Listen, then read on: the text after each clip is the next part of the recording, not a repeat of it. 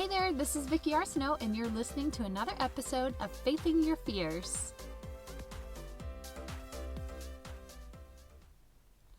Hey there, so today I want to share a scripture with you that for many years did not make any sense to me. And now it makes a lot more sense to me, and I thought I would share it with you in case you are on the other end thinking, this makes no sense. All right, so here it is from the book of James. If you haven't read the book of James, like holy smokes, chock full of lots of tips for taming your tongue. You know, the tongue is the most dangerous thing that we have. Like, this thing can destroy people, or it can give life. And the thing is, like, whatever comes out of your mouth, you can never take it back. And so this book of James in the Bible will remind you of those types of things so that you can be more careful about the things that you're saying, whether it's to yourself or to other people, because those words, once they're out, there's just no taking them back. But that's not what we're going to talk about today. But we are going to go to James chapter 1, verse 2. And it says, "Dear brothers and sisters, when troubles of any kind come your way, consider it an opportunity of great joy." So if I just stopped there and we just thought about that for a minute, like, wait a second, you're telling me when troubles come my way, I'm supposed to look at it as an opportunity for joy? That doesn't seem quite right. Like, nobody has fun when you're going through like trials in your life or troubles in your life. But anyway, we're going to continue on to verse 3. "For you know that when your faith is tested, your endurance has a chance to grow. So let it grow. For when your endurance is fully developed, you'll be perfect and complete, needing nothing." Okay, so now we're going to go back. So what it's telling us is that when we go through troubles, it gives our endurance a chance to grow. It's kind of funny because when I was a lot younger, various things would happen in life. Some of them I had no control over. They just kind of happened and I had to learn to deal with them. And the other ones, I went through some troubles, but those troubles were because of my own stupid choices that I made, right? We've all done that. And at the time, I cannot tell you that I was sitting there saying, "Hey, yay, I've got troubles." Woo! No, that never happened. It wasn't until I got to a point in my life where I felt very content. I was content for months, maybe even years, like a couple of years, where I felt like life is good.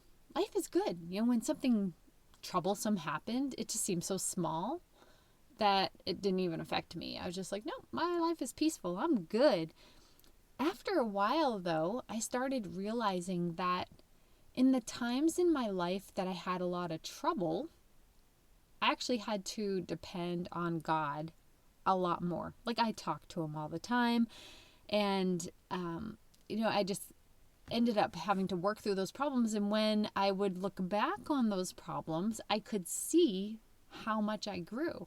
But in this time of my life where everything was good and I was content, I felt stunted. I felt like, this is great, this is good, but there's got to be like more than just this. I don't want to just go through life going through the motions. And it may sound really bizarre, because if you're in a place in your life right now where it's very chaotic and very turbulent, you probably would love to have a year or two of just pure contentment.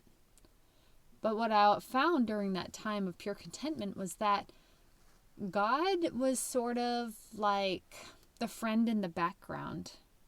He wasn't at the forefront of my mind all the time. He was kind of like my person I'm in a committed relationship with, but just kind of not spending a lot of quality time with. And it was really a weird feeling, because I love God. Like, I've loved God my whole life. Well, since I was probably 12 or 13. And I was like, I don't understand this feeling, like that's when I started to understand what the scripture meant. It isn't that when a trouble comes your way, you're like, woohoo, great joy, yay, a trouble came. It's more that when the trouble comes, first of all, you know that you've already come through so many troubles and nothing's killed you yet. If you're listening to this podcast, you're still alive, right? So that means that you've come through all of these trials victoriously so far. So even if you're in the midst of a trial right now, guess what? You're still going to come through it and you're going to be fine. And when you look back on all of your previous trials, you get to look at those and be like, oh my gosh, I see how much I grew back then, or I see where I did that wrong back then, and I'm not going to do that again. You know, it's like you get to take the time to reflect after those.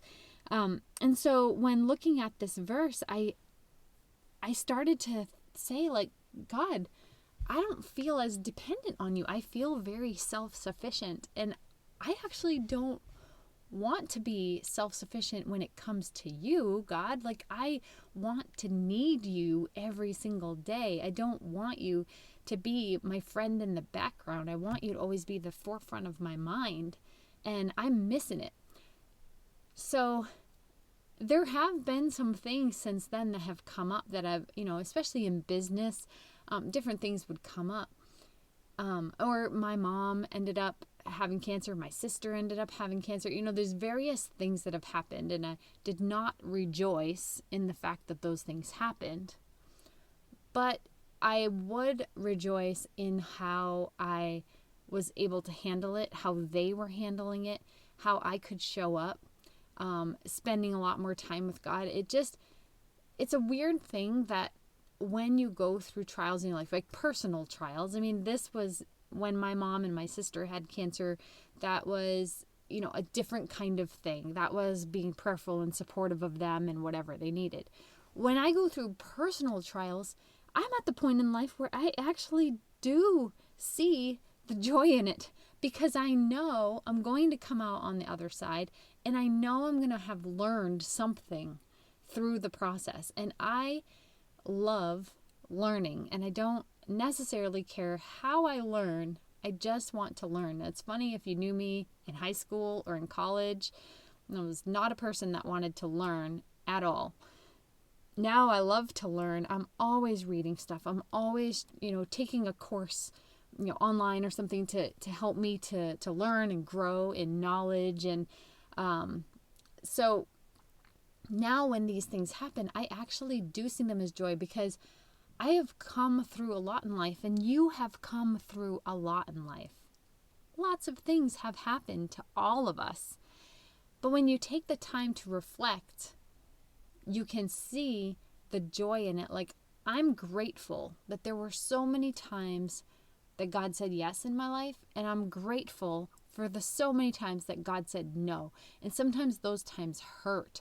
But now, looking back, I'm like, well, that's why you said no. Now I get it, or that's why I had to go through that, because I needed to learn this, or you needed to, refine some of the sharp, pointy parts of me that were not in alignment with you. And the thing that I want more than anything in life is to be in alignment with God's will for my life. And so if that means that sometimes my path is not straight and narrow, I have to take some detours, or I have to get around some roadblocks, or I have to bust through something, then I love it. I do count it all joy, because I know that it means that I'm going to have a chance to grow through all of that. And as I continue to grow and as I continue to develop, I'm going to just become closer to the person that God has created me to be. So I'm just encouraging you today that even if you are going through trials, inside, count it as joy, because it is shaping you into the person that you need to be. If you just take the time to just say, okay, I don't know what to do. This is a horrible circumstance in my life. I don't like it. Be honest. Be honest with yourself. Sometimes stuff just sucks, and it just is what it is. But also keep that in your spirit, that I know I'm going to grow from this. I know that this is going to help me refine some skills that I need to refine or whatever. And so know that so far you are a 100% success rate in overcoming the troubles that you've already had in your life. And no one's going to lie to you and say that you're not going to have troubles in life. Even Jesus said, hey, you're going to have troubles in life, but be of good cheer because I have overcome the world. That's what he said. So you don't become a Christian and then just like, oh, everything's honky-dory, this is great. We can just go through life, floating through, being happy, floating on clouds, being fed grapes by angels. Like, no, this means that you're going to have troubles, but you don't have to get caught up in your troubles or your circumstances. You're just going to allow them to shape you and refine you and soften you and let God mold you into the person that he created you to be. So I hope that you find this helpful today, and I'll see you back here again next week. I did want to let you know that I will be doing a challenge soon inside my business group for women with home-based businesses. So if you're not in that group, you can just go to Facebook and look up the Home Biz Cafe, or you can go to thehomebizcafe.com and it will bring you right there. So I hope that I'll see you in there, and I hope you have an amazing day, and I'll see you guys again next week. Bye.